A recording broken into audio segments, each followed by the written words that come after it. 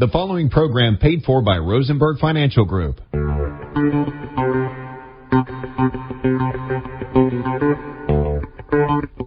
Providing live finance advice since 1993. It's time for Your Money with Sherry Goss and Randy Goss. To participate in today's program, call 478-742-0940 with your financial questions and comments. And now, live from the Macon studios of News Talk 940 WMAC, it's Your Money. Good morning, Middle Georgia, and welcome to Your Money. We are Randy and Sherry Goss with Rosenberg Financial Group. As financial advisors, the main thing that we do is provide retirement planning and advice for our clients' investment accounts. And if you're looking for a financial advisor, please contact our office and set up a complimentary consultation. Our office number is 478-922, and we have 8100. I gave you 6 digits out of 9. And we have offices in Macon and Warner Robins for your convenience. To learn more about us, visit our website, retirerelax.com, where you can read a number of special reports and listen to past radio show broadcasts. All for free. And we don't track you. That's right. And you can sign up to receive our digital feeds, which provide great information on various subjects in short video format. We also offer free seminars, so if you're a member of a community organization, a church, whatever, and you're looking for a guest speaker, please call us, and we can discuss what you would like for the topics to be. This is not a sales pitch. We don't come out and say, come see us and only us. We don't do that. So it's educational. It's educational. So if you'd like to call into the show today, call this number, 478-742-0940. And you can also send me an email to randy@rfmoney.com, and we will cover your question in a future broadcast. Good morning, Sherry. How are you? I'm doing really good. I feel a little bit too relaxed. A little too. So if you're talking really slow. I slept too good. I didn't want to get up. I don't know if there's such a thing anymore. So Bank of America declares that the bear market is over, so the S&P 500 rose to its highest level in more than a year Friday, sending stocks into a technical bull market, but leading to a split among experts about whether the rally will keep on chugging or falter as it grapples with concerns the prices are running too hot. The S&P inched up 0.2% to about 4,300 points Friday, set to close at its highest price since last April, and the index is now up 23% since it bottomed out at 34.91 in October, when the S&P crashed about 30% in the span of 10 months. And that was just really fun as a financial advisor to go through that with your clients. Let's do it again soon. The bear market is officially over, Bank of America's top strategist declared on Friday in a message to clients. Despite the strong history, some on Wall Street are not convinced further gains are on the horizon, such as UBS chief U.S. strategist David Lefkowitz, who cautioned Friday about what the S&P's dismal breadth may mean moving forward. Just 25% of stocks listed on the S&P have outperformed the index year to date, the lowest proportion since at least 1985, according to UBS. Adding, the S&P's 2023 return is less than 2%, excluding surging tech titans Alphabet, Amazon, Apple, Meta, Microsoft, NVIDIA, and Tesla, which we do have most of those in our portfolio, just as a disclosure. Bob Michel, head of J.P. Morgan Chase's Global Fixed Income Unit, offered a chilling warning for bulls Friday, telling CNBC the current equity rally reminds him an awful lot of that March to June period in 2008. Michelle is referencing the S&P's 10% rally ahead of its 40% crash in the ensuing 4 months, and the similarity the events leading up to the stock's short-lived 2008 rally have to 2023, when the rally came despite the occurrence of 3 of the 4 biggest bank failures in U.S. history. Broader participation will be required for a sustained breakout, LPL technical strategist Adam Turnquist wrote Friday, adding he believes there should be a better entry point into this new bull market. Turnquist also noted this is the second largest technical bear market over the last 75 years. So we're going to talk about more on this in a minute. So I don't normally do this, but I recently read 2 books that were so good that I have to tell you about them. We're huge book people. That's how we go to sleep at night, is by reading books, and we love fiction. So James Patterson has started teaming up with successful people who have a knowledge base that he is lacking. And the first one that I read just a week ago was The House of Wolves. I'm in the middle of that one now. Oh, man. Where he teams up with a sports columnist, and the main character is a female high school football coach. I mean, the storyline is fantastic. It's a family, the last name Wolf, and it's just a phenomenal storyline. So it reads a little bit like Yellowstone. If you've watched Yellowstone, a dysfunctional family, yeah. Yeah, dysfunctional big time. They all hate each other. The second one that I just finished is Run, Rose, Run, where he partners with Dolly Parton, and it's a story of a young girl trying to break into the country music scene, and there's a lot of drama. It's a fantastic read. So go to the library, check it out. Go to call Gottwald's and see if they have a copy, or just go read it. Sit in Barnes & Noble. Yeah, and if you don't know about Gottwald's, this is a free plug for them, but you can get books, used books, and if you return them, you get 50% of your money back as a credit towards your next purchase. It's a great bookstore. So when we were reading that long series, Longmire, the Joe Pickett series? Joe Pickett series. We read one of them, and it was so good. We called Gottwald's, and we said, we want the whole series. And so they call all of their stores and see who has which book, and they pile them all up in a giant pile, and you can go, and they text you when they're ready to pick up, and you go pick up the whole series for a fraction of the price of one book. I did the same thing for the series for Louise Penny, a Canadian author, and just a fantastic series. But the bookstore is really good. And if you haven't been to one, you should just go. It's really nice. Yep. So anyway, let's no intro is complete without talking about the Fed, right? According to Bloomberg survey of economists, most experts believe the Federal Reserve will refrain from increasing interest rates in its upcoming meeting. This will mark the first pause in our rate hikes in 15 months. Despite a robust U.S. economy and ongoing inflationary pressures, economists expect the Federal Open Market Committee, or FOMC, to maintain higher interest rates through December. However, there's a great uncertainty among officials regarding the decision in July, indicating that even with a pause in June, further rate hikes are still possible. And I looked at the FedWatch tool this morning, and the chances of an increase are just 29.9% right now. But it's always that way, and the closer we get to the actual date when the Fed's going to give their decision, it will get higher. But right now it's looking like there will be another 0.5% or a quarter. In July. Not June. Yeah, exactly. We're in June. No, it's June. Yeah, it'll be then. You know, here's what's weird. I feel like we're still in May. This year's going by so fast. It is, yeah. I look at the calendar, it's like we're in June. How do we get to June? In a blink of an eye. So our world is becoming more digital every day, and this is from the Wall Street Journal. We use technology to work from home, to stream movies and TV, to monitor our health, and to catch up with friends. That means the semiconductor industry, which builds the tiny chips that power our devices, has become an integral part of our lives. It also means the domestic production of semiconductors is now a matter of national security. To strengthen America's position in the semiconductor industry and related areas like artificial intelligence, the Biden administration introduced the CHIPS and Science Act in 2022. It includes roughly $280 billion in funding for domestic chip research and manufacturing. That's a lot of money going toward the semiconductor industry, and according to Visual Capitalist, the top 15 U.S. semiconductor companies already make up $2.5 trillion market cap. NVIDIA takes the lead, having transitioned from a video game graphics card producer to a global leader in AI and data center chips, and we are invested in NVIDIA in our portfolio. Rivals Advanced Micro Devices and Intel come in at number 3 and number 6, respectively. Further down the list, you'll see Applied Materials at number 7 and Lam Research at number 9. They specialize in semiconductor manufacturing equipment and play a crucial role in the industry's supply chain.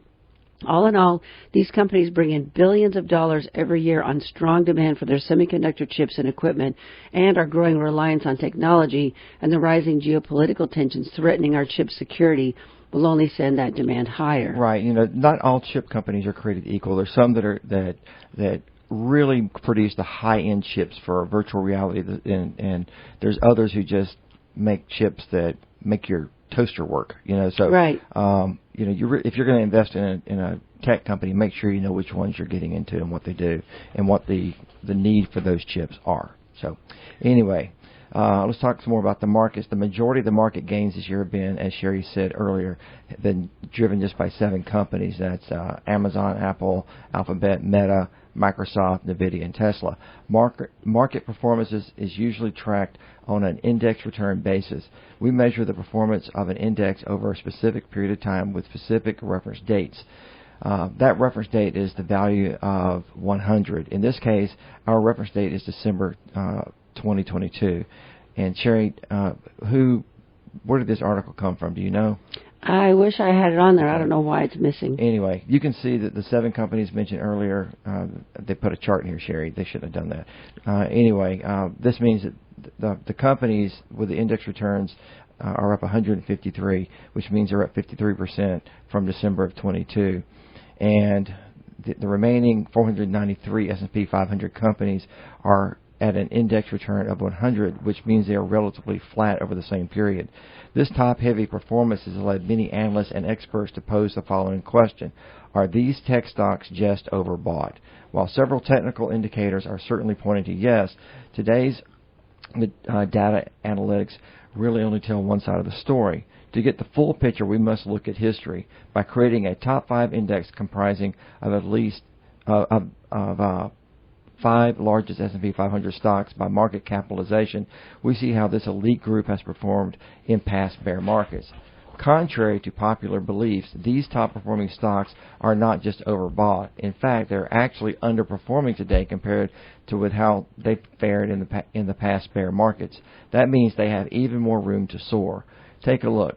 Now, if we look at the rest of the S&P 500, excluding those top 5 stocks, we see that its performance is relatively in line with historical data in bear markets. If we look at the tech-focused NASDAQ composite index, we see it's acting similarly to the elite group of stocks. It's underperforming relative to its historical average. According to Salmon White of Bloomberg, who is a macro strategist, we're currently experiencing a 2-speed market. When one part of the market grows at a faster rate than the other, oftentimes this can lead investors to miss the bigger picture. If you were to look at just the broader S&P 500, it looks like the index is seeing an average growth right now. But if you look deeper at what's driving the markets, you'll find where the hidden opportunities for growth are. As they showed recently, technology stocks are overbought. On the other hand, though, there are always risks in the tech industry. History suggests that these behemoths have the potential to continue to move higher, and I think they will. I mean, earlier you said 25% of the stocks are what's making the biggest moves, but think what it was just, say, 3 months ago. That number was a lot lower, so everything is at least moving in the right direction as far as the big guys are the ones you would expect to come back first. And the tech sector is moving us forward, that's period. Right. Absolutely. I mean, that's the only sector that's really up over the last year. And even though China, is coming, is waking back up, they've actually pulled back a little bit, but their demand is still off the chains, and so we're going to see a lot more growth in these big companies, I believe. And it's technologies and everything. That's right. Man, I couldn't work if I didn't have it. Absolutely. Couldn't drive my car. Couldn't check out at the self-checkout at Kroger. I know you love that, though. So we covered this point last week, but we had a caller at the last minute with a question, and he called me back last week, and so we talked through it. It's about inherited IRAs, and I have a handout. I want to just read a little bit from this. So if you inherit, see, here's what I don't know. We don't use mutual fund companies, but when this rule changed, we went out on the Internet to try to understand it, and all of the major mutual fund companies had massive disclosures on the front of their website saying, the inherited IRA rules have changed, and it's up to you to make sure you take the money out if you're supposed to. We are not liable if you don't do this, and you owe a fee or a tax or whatever you want to call it to be punished. A penalty for not taking out money that you were supposed to. And when that changed, it was a 50% penalty, as we talked about last week. Now it's 25%. Right. But I just was blown away. Like, you can't send all of your customers a letter and let them know. I guess they just want to cover themselves, but we literally call every person, and we have a tracking system where when somebody inherits money, they go on a spreadsheet, and we track them to make sure that they're going to get that money taken out by the time that they have to, because we're a fiduciary, and we have to act in the best interest of our client, and we can't let somebody just slide past this thing and then pay a penalty. We notify them, and we've had some in the past that we give them every chance in the world. We tell them and tell them and tell them, you've got to take this money. Call and they still don't. or we had one guy that never did. Yeah, that's right. And it's one guy, and we've had one that waited to the very last day to finally call us. Hey, am I supposed to take this before this date? Yes. So anyway, so here's the first thing. When did the death occur? If the death occurred before January 1st of 2020, the RMDs that you have to take are based on your life expectancy. This is how it used to be for everybody. They changed the rules a few years ago. So now if the death of this person, non-spouse, person that dies, and you're the beneficiary, if they pass on or after January 1st of 2020, the Secure Act rules apply. So this is for eligible designated beneficiaries. Let me get to the next page. I'm not going to kill you on this thing, but I just have to bring this up again. So if you're the spouse of someone who passes away with an IRA, that IRA becomes your IRA as if it always was yours, and you take your RMDs when you hit now 73. Mm-hmm. They're stretching it out to 75 over a period of time, but if it happened this year, you'd have to start taking it at 73. If you're a disabled individual, chronically ill, or not more than 10 years younger than the IRA holder, you get the life expectancy stretch on your life expectancy period. So they give you a break. You don't have to liquidate it in 10 years. However, if you are a non-spouse, and I love this, all other human beneficiaries, and I wondered what they meant by that, but what it is they're not talking about estates, trusts, or charities. Right. But I was like, all other human, like your dog is going to be your beneficiary? I don't even know how that would work, but anyways. So for everybody else, the 10-year rule applies. So we are tracking all of our clients to make sure that they take what they have to take. Here's the problem. So the system will automatically set you up to take, let's say you're 25 years old and you inherit $250,000 from a parent who dies. You have to liquidate the account, the IRA account, within 10 years. But the system will only make you take out what you have to take out based on your life expectancy. So it may only make you take out $4,000 a year. Mm-hmm. I should have looked it up because we have cases of this, but I'm seeing this.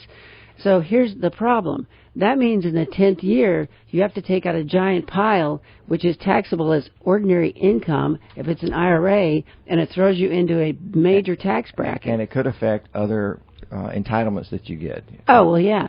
So what I'm doing is I'm making everybody spread the equal amount over the 10 years so that they don't have that problem on the 10th year. Right.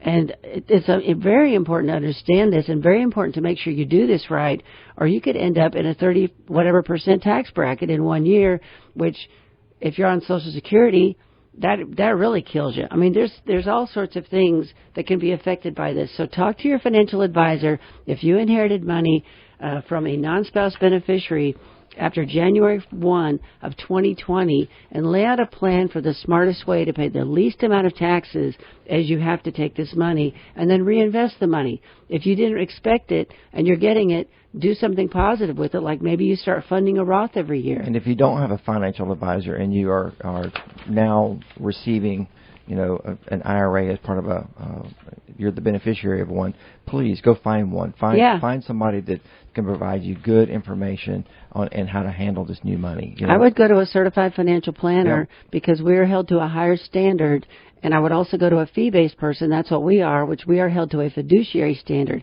I have to act in the best interest of my clients. So when somebody comes to see me, here's a great example. So someone comes, I've seen a lot of this year. So someone comes to me and they have a portfolio somewhere else and they're down and their advisor doesn't call them. They never get to meet with them. They're not given any advice on what to do with their account. They're just thrown into this stuff and just sitting there. Well, the market drops and they're down 25-35% is what I'm seeing. So they come to me and they're like, I want to move my money to you. I listen to the radio show. You manage people's money. You guys got out of the market, and when my advisor didn't. And I have to tell them, you're down 25-35%. If you move your money now, you're going to lock in those losses. You cannot do that. And I've actually had some people so adamant that they have moved the accounts to me in kind so that we can watch the holdings, and as the holdings recover, then we can start moving them into our portfolio. But I tell them, I have to be honest with you, and honestly, you're going to lock in losses for the rest of your life, and you don't want to lock in a loss of 25-35%. That doesn't make any sense. And they just sit there in stunned amazement that I'm telling them that I don't want to bring their account over. But it is the right thing. It is the fiduciary standard that we are obligated to comply with. And that's what I love about our practice, is that we have to be honest with people and tell people the truth, which is refreshing to some folks because they haven't had that. Right. So. Anywho, enough of me. Anything else on that? Nah, I kind of went far enough. All right, let's talk about the TSP. After a troubled rollout of the new features on the Thrift Savings Plan website in 2022, several thrift plan participants last week filed a class action lawsuit against the TSP and 2 federal contractors. The suit claims that I didn't think you could sue the federal government. You can. I mean, this is the Thrift Savings Plan. I know they are, but I never thought this would even happen. Think about the VA finally getting sued. You're right. The suit claims that current or former military members or federal employees suffered significant financial hardships of the Thrift Savings Plan system implementation in June 2022.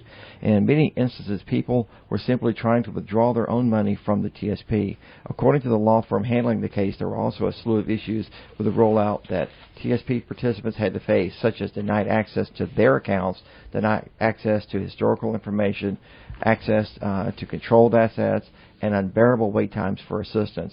Additionally, the lawsuit alleges the system failed to provide TSP participants and benefits services required by the contract, industry standards, and federal law by failing to disperse loan proceeds to approved participants, send hardship withdrawal monies to eligible participants, send out of service withdrawal monies to approved participants, and process death benefits to beneficiary participants. Well, I had the call from the guy that he was taking a distribution he was living off.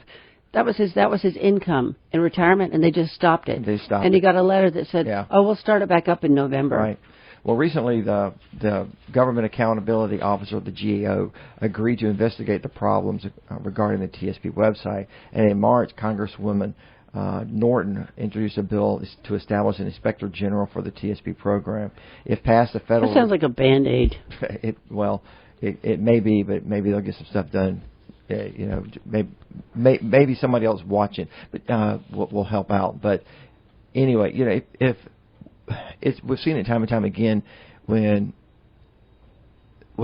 they re-implement or they try to repair a system, a computer system, it just goes horribly wrong. They try to rush it, and it just doesn't work right. I don't know why they don't roll these things out in small batches. Right. And say, a spiral implementation. I don't understand the change at all, because it costs you more to be in these stupid funds than if you were just in the C fund. There was nothing wrong with the program. I don't understand what created this havoc. I think they were trying to make it less clunky and a little more modernized. And because websites, they do get stale, and you go into one website today, and like your bank, let's just say you got the best bank in the world, and the interfaces are great, and then you just rock along for a few years, and then you go to another bank and you go, wow, I wish my bank had that kind of stuff, and you see how bad your bank really is, and so then your bank has to go in and make some updates to theirs. People wanted more fund options. They wanted more fund options, so they rolled out 5,000 more funds you can pick from, which is ludicrous. Well, they obviously changed how people got their money back too, and that was a total fail. Yep. Anyway, there's a lawsuit coming. If you were affected, you might want to research it and become part of the class action lawsuit. So, speaking of the Thrift Savings Plan, I see people all the time that are in it. And I have a client that was in last week for a review, and she still has her money in the TSP. She didn't bring it over when she brought the rest of her money over. And she said, I think I really want to bring my TSP over and put it in my IRA so that everything's in one place. And so I pulled the returns. So she's in the C fund. Year to date, the C fund is up 9.63%, but it was down 25%. And so I told her, I said, we need to be patient and wait for the market to really fully recover, because I don't want to bring it over because you're still down. Even though it says you're up 9, it doesn't says, you were down, let me see here. In 2022, the C fund was down 18. The S fund, which is small cap, is down 20. C fund is S&P 500. S fund is small cap, is down 26.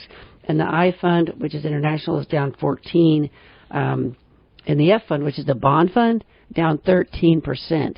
And so people get into that thinking, oh, bonds are safe. Well, not during this time. Bonds were down, like with the stock market. Everything was down. Everything's and wonky so this time around. Don't move stuff when you're down. Make sure you understand where you stand, and don't just knee-jerk do something without really getting to the truth and the bottom line. And be careful about listening to people like cubicle mates or at the water cooler about where to invest your money. Our son Preston. So he gets a job on the base. This is years ago as a mechanic. And I said, make sure you sign up for the TSP. It's a really good deal, pre-tax money. Save it right out of your paycheck. So about 3 months into it, I call him up and I say, so you signed up for the TSP? He goes, oh, yeah, I'm doing it. I said, so what fund are you in? The G fund. I said, what? I said, why? Everybody at work says the market. All my buddy says that's the best place to have it. Everybody says that the market's going to heck in a handbasket, and if I'm in the G fund, I can't lose money. I said, now's the time to be putting money in the C fund. When the market is down 25%, go fix this now. So he went home and he fixed it. And she did say it just like that. I did. I'm like, you're out of here. What? All these older people don't have a clue and you're taking their advice? I said, now's the time to be putting money in. When you're down, you're buying it on sale. You're getting more shares with the same dollars than if the market was up. So that's what's going on out there. We're not educating people enough. And I don't understand why this is such a thing. Kids in high school need to be learning how this stuff works. That's right. Sherry, anyways, before we get into that, how are we already there? We're already at the halftime, and it's amazing how fast 30 minutes can go. You've been listening to Randy and Sherry Goss, and the show is Your Money, and we are with Rosenberg Financial Group. If you'd like to call in today and contribute to the show, the number is 478-742-0940. And Rosenberg Financial Group has offices in Macon and Warner Robins, and you can learn more about us by visiting our website, retirerelax.com. We offer complimentary consultations, and setting up an appointment is easy. Call our office at 478-922-8100. And again, we do offer free seminars to the community, so if you're looking for a guest speaker, give us a call to discuss what topics you'd like for us to cover. Perfect. So are you still using a payment app with our neighbor? I closed them all down. Oh, you did? I did, because, well, some of them, like PayPal, they used to have it free to friends and families, and I noticed that they stopped doing that. And so I just said, the heck with that. I can give the guy cash. Okay. Plus, they're starting to, it became more government regulated than I like to. So I just closed them all down. Okay. So payment app warning if you're using them. So this is from Yahoo Finance. The Consumer Financial Protection Bureau, CFPB, is warning Americans against keeping their money in a payment app. Funds held in popular apps like Venmo, PayPal, and Cash App are more susceptible to financial uncertainty because their accounts are not provided federal deposit insurance through the FDIC or the National Credit Union Administration. And this is according to a consumer advisory published this week by a federal consumer watchdog. And I know people who use these apps as their like bank account, as their bank. That's what they're talking about. And they have lots of money stored in these things. Well, that's really bad, and they need to get it out. Yep. If one of those payment apps failed or went bankrupt, consumers could risk losing their money, the federal agency said, noting that awareness of this kind of deposit insurance had become more important after the failures of Silicon Valley Bank, Signature Bank, and First Republic Bank this year. Popular digital payment apps are increasingly used as substitutes for a traditional bank or credit union account, but lack the same protection to ensure that funds are safe.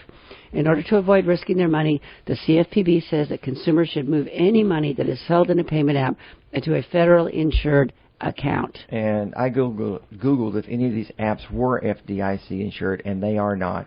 And you can ask your smart device like I did, hey Siri, is Cash App FDIC insured? And you'll get your answer. So if you have cash stored in any of these apps or any other apps that are not discussed here, please find out if they are or are not FDIC insured.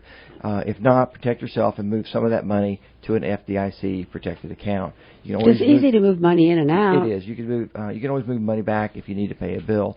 But why put yourself out there, for scammers? And I think the scamming has just come to a new level of sophistication, especially with AI coming on board. And I'm sure you're going to hear us talking about that in the coming weeks because we do like to cover, fraud and scammers on a fairly regular basis. So protect yourself, move your money out of these apps, find out if your app is FDIC insured, and if not, protect yourself. Good. All right, let's talk about OPEC and oil. Actions taken by OPEC and its allies over the past weekend will slightly boost oil prices later this year and more significantly next year, according to the Energy Information Administration, or the EIA. The EIA raised its price forecast for Brent crude, the international oil benchmark, by $1 a barrel to $79 a barrel for the second half of this year. For 2024, they raised the forecast by $9 a barrel to an average of $84. And here's the problem. So we still have to refill our strategic reserve, and Biden promised that he would get that thing filled back at $72 a barrel. Yep, 64 to 72, right. Yes, and this is not good. Right. For him. Yep. OPEC and its Russian-led allies said last week that they will extend the crude oil production cuts through 2024. Saudi Arabia announced an additional voluntary oil production cut of 1 million barrels a day in July that could potentially be extended. Because they love making more money. They do, and they have some very ambitious infrastructure, social and infrastructure plans that they need to fund. Anyway, the supply curtailments come as the EIA expects global consumption of liquid fuels such as gasoline and jet fuel to hit record highs both this year and next. The oil market has taken cuts in stride of front-month Brent crude futures. Front-month Brent crude futures settled less than 1% higher than they did on Friday before the cartel's move. Similarly, the average price of Brent crude for delivery in 2024 futures markets is less than $73 a barrel compared to the EIA's projection of $84. Now, front month, okay? The term front month refers to the nearest expiration date in futures trading. It's commonly used when describing futures or options contracts with earlier expiration dates. Put simply, it's the shortest length of time for which a contract can be purchased. Anyway. So move over Scotland. U.S. oil enters world's most important benchmark. We know that the Permian region has helped the U.S. become one of the world's top oil producers and exporters. The energy world has for decades looked for oil rigs 100 miles off the coast of Scotland's northernmost islands to help set the price of global crude. All eyes are now turning to Texas instead. Starting with deliveries that arrive this week, a type of U.S. oil will factor into calculations for the price of Brent crude. It is the first time that a non-European grade will be used to help compute the global pricing standard, a sign of how energy markets have been reshaped in America's image. Brent is an international benchmark that underpins prices for much of the crude and liquefied natural gas that trades globally each day, tying Nigerian oil wells and Chinese refiners to the flickering screens of Wall Street. It can make or break fortunes for hedge funds, dictate wartime revenue for the Kremlin, and determine fuel costs for businesses and drivers around the world. Looking back, the U.S. exported about 134,000 barrels of crude a day 10 years ago, according to the Energy Information Administration. Nearly the capacity of California's seventh largest refinery now. Daily exports in the first 3 months of this year averaged 4.1 million barrels. That's daily. Daily export, 4.1 million barrels, roughly more than the consumption of Japan. And Surrey Clean Energy says, once you become a benchmark, you have influence over all the other grades of crude. America's ascent to this price-making role marks a historic U-turn. In the 1980s, imports helped stabilize the U.S. market, suffering from collapsing prices and production. Yeah, and according to the March 2023 data from the EIA, we are now producing 12.7 million barrels per day in the United States. As the shale boom revved into high gear, however, Washington in 2015 allowed producers to sell oil to foreign buyers for the first time in 40 years. Drillers, traders, and pipeline operators have since thrown money into infrastructure carrying rivers of crude from regions such as the Permian to the Gulf Coast. Most exports hit the water at Houston or Corpus Christi, Texas. Analysts project overall American production growth will slow this decade, but Sean Strawbridge, the departing chief executive of the Port of Corpus Christi, expects Permian drillers in the next few years will send hundreds of thousands of additional barrels each day to the facility for export, straining existing pipelines. At some point, we are going to need to see more steel being put in the ground if the global appetite for American barrels continues to grow. So, as disclosure, we own a couple of oil companies. We own a couple of oil ETFs in our portfolio. Mm-hmm. Good. We're going to skip that. It's redundant. Oh, we're skipping that one? Yeah, okay. It's redundant. Good. All right, let's talk about migrations. This is very interesting. It's very interesting. Let's see. And we'll talk about migration and what it means for the rich world economies. Last year, 1.2 million people moved to Britain, almost certainly the most ever. Net migration to Australia is currently twice the rate of twice the rate before the COVID-19 pandemic. Spain's equivalent figure recently hit an all-time high. Nearly 1.4 million people on net are expected to move to America this year, one-third more than last year and before the pandemic. In 2022, net migration to Canada was more than double the previous record. In Germany, it was even higher than during the migration crisis of 2015. The rich world as a whole is in the middle of an unprecedented migration. Its foreign-born population is rising faster than at any point in history. Some of the surge in migration is because people are making up for lost time, though. Many migrants acquired visas in 2020 and 2021, but only made the trip once the COVID restrictions were loosened. Yet the rich world's foreign-born population at well over 100 million is now above its pre-crisis trend, suggesting something else is going on. The nature of the post-pandemic economy is a big part of the explanation. Unemployment in the rich world is at 4.8%, and it has not been so low in decades. Bosses are desperate for staff, with vacancies near an all-time high. People from abroad have good reasons to travel. Currency movements may be another factor. A British pound buys more than 100 Indian rupees compared with 90 in 2019. Since the beginning of 2021, the average emerging markets currency has depreciated by about 4% against the dollar. This enables migrants to send more money home than ever before. And many governments are also trying to attract more people. Canada has an explicit target to welcome 1.5 new residents in 2023 through 2025. Germany. Yeah, they need more people working and paying into their social programs because their social programs are flat broke. Yeah, they need some people to help put out some fires, too. Germany and India recently signed an agreement to allow more Indians to work and study in Germany. Australia is increasing the time period some students can work after graduating from 2 years to 4 years. Britain has welcomed Hong Kongers looking to flee the Chinese oppression. Well over 100,000 have arrived so far. Many countries have made it easy for Ukrainians to enter. Even those countries previously hostile to migration, including Japan and South Korea, are looking more favorably on outsiders as they seek to counteract the impacts of the aging population. That's the problem. Economies that welcome a lot of migrants tend to benefit in the long run. Just look at America. Foreign folks bring new ideas with them. In America, immigrants are about 80% likelier than native-born folks to found a firm, according to a recent paper by the Massachusetts Institute of Technology. Isn't that amazing? Because they finally have the freedom and the opportunity. Absolutely. And research suggests that the migrants can also help build trading and investment links between their home country and the receiving one. A slug of young workers also helps generate more tax revenue. So tell them about the guy we met in Colorado. All right. Well, we were in Colorado. I was out doing some shopping, and I saw this Indian restaurant. And I said, you know what? That's where we should go for dinner tonight. So everyone was on board with it. So we went there. And we had a 5-year-old grandson, and I wondered, is he going to eat this food? Right, because he used to be really picky. He was as picky as any 5-year-old. Like a little chicken nugget hound. Yeah. Or a hot dog, and that's it, and nothing else.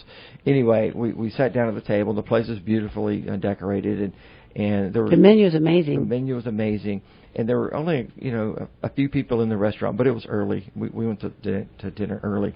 But anyway, the waitress came in and took our drinks and our order, and then this gentleman walks up to the table and asks us how everything was after we had our meals on the table, and we said it was very good, and we asked him if he was the owner, and he said he was. And we got to talking to him and asking him where he was originally from, because who knows, he could have been he looked like he was from India. Right, but he could have been a native, an American-born Indian, so he says he was born in India, and he came over on a green card and went to work in Georgia up above Lake Rayburn, I guess it was, in a resort there, and he worked there for like 11 years. And, to get citizenship. And he finally got his citizenship, but while he was working, he went to school, got a degree, and saved up money, still sending money back to his family, and ended up bringing his family over. But he had enough money saved up. He went to Colorado and opened his own restaurant, and now he has 3 different locations around Colorado. And the food was unbelievable. It was unbelievable, but, we didn't prompt him to say anything, but he goes, you know what, I don't understand.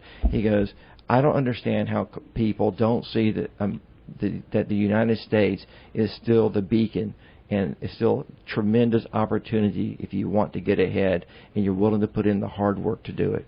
And we wanted to stand up and hug the guy, because we see so much apathy, I guess, sometimes in people. Other people that are already here could have done the same thing. Absolutely. They could have gone to work at that same resort. They could have gone to school on the side. He embraced they could have saved that money. Yes. He embraced the suck for as long as it took to get him to the next level. He did it.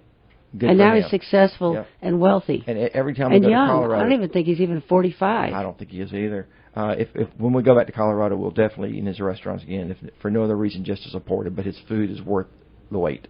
And so there was a children's meal that was a bunch of stuff that we weren't even sure why it was going to want. Because I wish I had the menu in front of me so I could tell you. I think it was called Silk Chicken, and it came with tempura shrimp, and some kind of drink that has I can't remember what that drink was. I don't either. It was a whole package thing for this kid, and it was off the charts. He loved it, and he took home the leftovers and ate them the next day. He loved everything. We're just sitting there amazed out of our heads that he's eating this Indian food. Yep. But anyway, it was a great story, and it was great experience, and a great lesson. Yep. A great lesson for people out there, especially kids that don't know what they really want to do with their lives. Look what this guy did. Yep. I mean, you can change your life permanently for good if you just go ask for some advice and get some help on how to get there. And let's just digress a little bit. If you're here in Georgia and you're stuck in a career field that you don't like and you're looking for a change, just understand that we have a lot of free training opportunities. The governor's high demand career initiatives, Central Georgia Tech. Go out and look at these programs and find out what's out there for you. If you don't really understand what you're looking at, go to the school and talk to a counselor about what's available for you. Look at look at all your options. There's a lot of them. So I had a prospect in the other day, a couple of weeks ago, and he has 3 kids. The first 2 went to college and launched themselves into career fields where there's demand. I think they're both nurses. And he was so excited for them because they'll always have a job. And they start out making decent money. The third one was like our son. I can't go to college. It's not my track. But he's going to Central Georgia Tech, and he's becoming a welder. I said, he's going to be just fine. Absolutely. There's a shortage. There's a huge demand. And then we met that guy when we were at La Paria one day having lunch. He was going to be an underwater welder. Yes, and he's gone now. He's no longer at La Paria. He graduated, and he's out doing the job and making a pile of money. And he went to Central Georgia Tech. Yep. The opportunities are everywhere, people, so don't be discouraged. And don't cut yourself short. Yeah, that's a good one. So this is from the Wall Street Journal. I just thought this was very interesting. I love this. Solar power that never goes dim. And I cut it down really short just to give you an idea. There was 2 full pages in the paper edition of the Wall Street Journal. But just to let you know something that a lot of people are working on that's fascinating.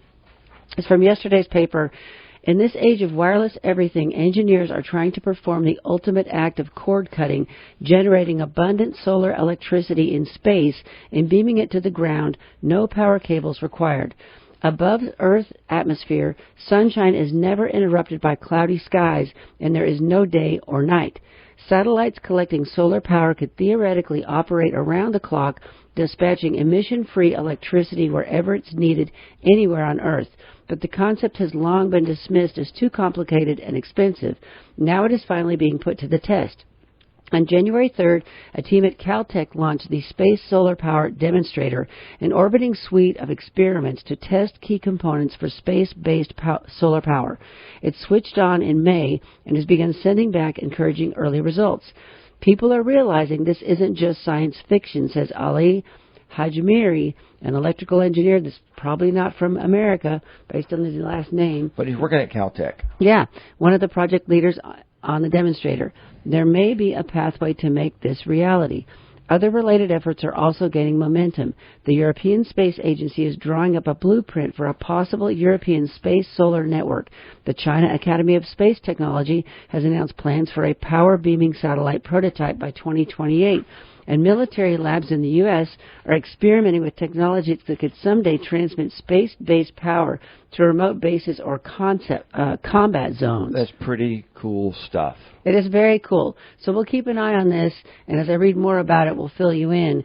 But having power that is free from the not having to worry about whether their clouds are in the way. Right. Because we talked recently, if you weren't tuned in for that show, about whether solar clouds panels affected the ability to generate solar.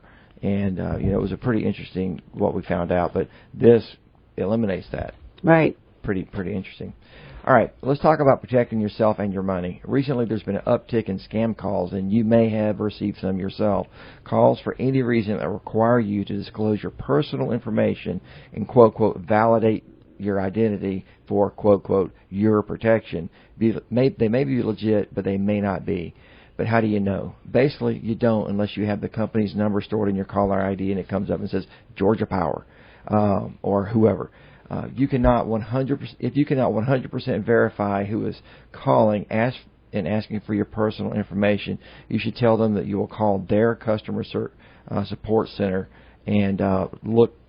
And if they're legit, they're probably going to give you a case number. Then hang up and call the customer support line found on their official website. This is equally true for emails. Too often, emails appear to be legit when they're not, and they are so convincing. So watch what you're clicking on. And I know you've heard us say this 100 times, but here it is again. The IRS or the Social Security office won't contact you initially by phone. Never provide your login and your password, and don't give out your Social Security number to just anybody. And I don't know if a single attorney or a bail bonds person out there takes gift cards of any sort. So when you hear this, you know it's a scam, and just hang up. And be wary when clicking on suspicious email links. We're all capable of a temporary lapse in judgment, but remaining diligent is an important step towards protecting your identity and your finances. And take your cursor and put it over who it's from and see if that's really who it's from. That's right. Because that's a key. If you don't recognize it, I don't recognize it, I delete it or I block it. Yeah, I always say when I give the cyber briefings that just because you receive an email does not mean you have to open it. Just like receiving a phone call, you don't recognize that number. I just advise people don't answer them. Didn't you put a special report on our website about this? I want to say there's a identity theft is out there, so there's a special report out there that you can read if you want to know more about this. Yep. Let's see here on our website, retirerelax.com. Yep. Protect your Social Security number. Criminals can do all sorts of damage with those 9-digit numbers. So please do not offer information out to just anyone. You should feel some sense of comfort providing Social Security numbers to the following organizations: your financial institutions, the IRS, credit bureaus, loan applications, employers, college records.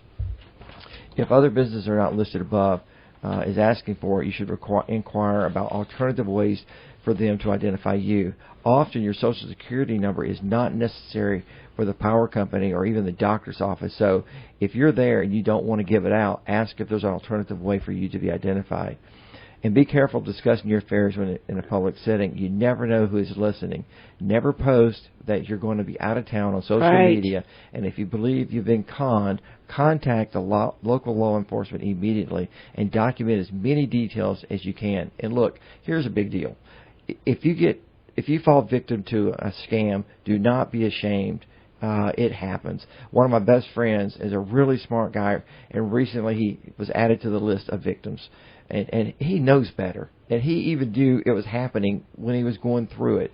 But he still just let it happen anyway. And he just went to prove that it can happen to anybody. And if your computer is part of the scam or was hacked, please contact everyone that's in your contacts, because the bad guys have those contacts more than likely now. And you need to alert them. And it's probably call the Geek Squad. Yeah, or someone to flush out your computer. Mm-hmm. But it's the nicest thing you can do, and it will help protect them from falling victim as well. And don't forget to contact the 3 credit reporting bureaus. It may seem like a lot of phone calls to make and a lot of work to do if you feel like you've been taken advantage of. But it is very necessary because you can really stop a lot of bad before it really gets started. Just like you were talking just recently, Sherry, about a person at Walmart who got their wallet stolen. Yes. That person, the thief, my hair lady. Within 15 minutes, they had already charged up $7,000. And just what they do is they have purchases already lined up to make. So as soon as they get your information, they are starting to charge. So, don't leave your purse in your buggy. Yep. So have it hanging on your body at all times. It's a big trend. But when your computer gets hacked, most people keep a lot of very valuable information in their computer. All their contacts, they may keep banking information. But anyway, so I think you get the point. And one last thing on passwords, please don't use the same password for everything. And please don't use password 1, 2, 3, 4, 5, 6. Those are just make it complicated horrible. And write it down. Yep. So I've got to add a story to this. So this happened. I had a prospect came to me 2 or 3 years ago, and his wife had been in and out of cancer treatment for almost 30 years. It was just exhausting. They thought they cured it, and they came back, and she's back into treatment, and he's working on the base and taking care of her, and they have kids, and it was just really a horrific situation. Well, she passed away, and he told his neighbor, he said, I need to get out of town for a few days. I haven't had a break in years, and I need rest. I need to get away from here. Can you please get my mail for me? The neighbor's like, yeah, sure, I'll look out for your place. So he goes out of town for 5 days just to like R&R and space and just time to deal with what all he's been through. Gets back home, goes to his neighbor to pick up his mail, and his neighbor says there wasn't any. And he says, that's impossible. I get mail every day. I at least get junk mail. And the neighbor says, seriously, I've been in your mailbox every day. There has been no mail. So he calls the post office, and the post office tells him, oh, you changed your mailing address to a P.O. box in New Jersey. And he said, well, no, I didn't. I've been out of town. And so he goes to the post office, and he fixes that because it was a scam. And what happened is, how this all started is when his wife passed away, he put detailed information in her obituary, which was in the paper, that said when the funeral was going to be, when the visitation was going to be. They knew exactly when he was going to be out of town, and they started going by and getting his mail as soon as they found out that she had passed away. Looking for an insurance check, more than likely. No, looking for her personal information so they could open accounts in her name because no one knew that she was dead. And so they went out there, they scammed, they applied for a bunch of credit cards in her name. They had all of everything sent to a New Jersey P.O. box. So he had to go halt it all the way down this rabbit hole to fix all of this. And so the bottom line is 2 things. When someone passes away, do not put detailed personal information in the newspaper as far as when you're not going to be home, what all the names of the people are. I mean, I'm not even having an obituary. I don't even want one. I was just thinking the same thing myself. I mean, I not doubt that very many people do them anymore, but the more personal information you put in there, the more damaging it can be, because you're just closing all of this information to people that don't need to know. Well, look, it's real easy to put a hold mail on your mail. They'll hold it at the post office for you. So if you're going to travel out of town for an extended period of time, just go by the post office. I think you can even go online and do it. I can't see why you couldn't. The secondary thing is, don't have statements that have your entire bank account number or your credit card number coming into your mailbox. Most of our companies that we deal with do not have the entire statement account number on them anymore because they've woken up that that's a really bad idea. And I had an identity theft client come over about 3 years ago. Somebody stole her investment statement out of her bank account, and they were able to go to the website of the investment company, fill out paperwork, forge her signature, change her address, and then take a distribution. They were able to do this, even though she called and put a flag on the account so that no activity would happen unless she got a phone call, which we have a number of clients that have that with us. We have to call them to verify that they actually do want a distribution and verify who they are by their last 4 of their social and by personal information. We verify, but these big companies aren't set up to do that. Right, and everything we're talking about is something you need to have documented inside your own personal paperwork, so that if something were to happen to you, that your spouse, whoever's going to take over your estate, can find this information. So use our Lifebook. You can download it for free on our website, retirerelax.com, and you can document all your passwords, but keep it in a safe place. And we use an encrypted thumb drive. You can buy them on Amazon. Cheap. And but we are down to the last minute, so I think you get the point of what we're telling you. And I just can't pound on that one enough. I know, though. but protect your identity and have it set up so that your executor doesn't have to jump through big hoops. These hackers are too smart. That's right. Anyway, thanks for listening to Your Money. It's produced by Rosenberg Financial Group. And as financial advisors, the main thing that we do is provide retirement planning and advice and manage our clients' investment accounts.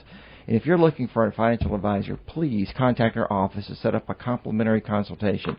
Our office number is 478-922-8100, and you can learn more about us by visiting our website, retirerelax.com. And if you have a question or a topic you'd like for us to cover in next week's broadcast, email me, Randy, at rfmoney.com. We look forward to connecting with you next week, and we hope you have a wonderful weekend, everyone.